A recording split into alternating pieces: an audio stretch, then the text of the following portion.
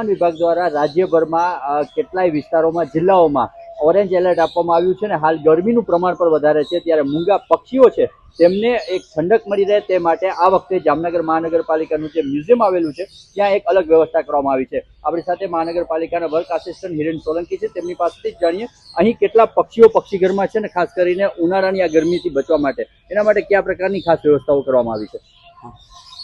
વાત કરીએ તો જામનગર મહાનગરપાલિકા દ્વારા રણમલ તળાવમાં એક નાનકડું પક્ષીઘર બનાવવામાં આવેલ છે, જેમાં અંદાજિત 400 જેટલા પક્ષીઓ રાખવામાં આવેલા છે।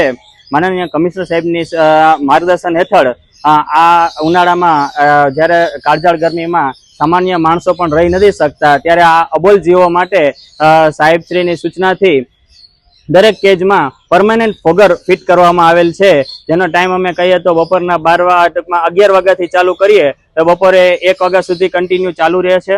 એ પછી બપોરે 2 વાગ્યાથી ચાલુ હોય તો સાંજના 4 વાગ્યા સુધી એ ફોગર ચાલુ રાખીએ છીએ। આજ દી સુધી અમે એ નળીથી એ કેજ ઉપર પાણીનો છંટકાવ કરી અને એમને ઠંડક મળે એવી અમે પ્રયાસ કરતા હતા, પરંતુ કમિશનર સાહેબના માર્ગદર્શન હેઠળ દરેક કેજમાં પરમેનન્ટ ફોગર ફિટ કરાવવામાં આવેલ છે। હાલ અહીં પક્ષીઓ અંદાજિત કેટલા છે ને ઉનાળાની વેકેશનની અંદર કેટલા લોકો અહીં એને નિહાળવા માટે આવતા હોય છે ને ખાસ એના માટે ખોરાકની શું વ્યવસ્થા હોય? અહીંયા 400 જેટલા પક્ષીઓ, જેમાં ગાજ, કોકેટીલ, બજરીગર છે, આફ્રિકન પેરોટ્સ છે, લવબર્ડ્સ છે, એવા જુદા જુદા 400 જેટલા પક્ષીઓ આવેલા છે।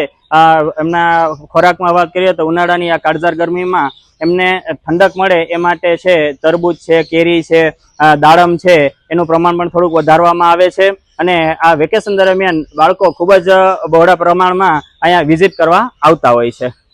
તો જામનગર મહાનગરપાલિકામાં આવેલું આ જે રણમલ તળાવ પાસે જે પક્ષીઘર છે ત્યાં ટેકનોલોજીનો ઉપયોગ કરીને તેને ઠંડક મળે તે માટે નિયમિતપણે સમયાંતરે પાણીનો છંટકાવ કરવામાં આવે છે। અગાઉ જે પાણીની નળીથી પાણીનો છંટકાવ કરીને ઠંડક આપવાનો પ્રયાસ થતો હતો તેમાં હાલ ફુવારાઓ ફિટ કરીને પક્ષીઓને ક્યાંક ને ક્યાંક ગરમીના વાતાવરણમાં ઠંડક મળે તે માટે પાણી છંટકાવ અને તેના ખોરાકમાં પણ ઘણો બધો બદલાવ કરવામાં આવ્યો છે।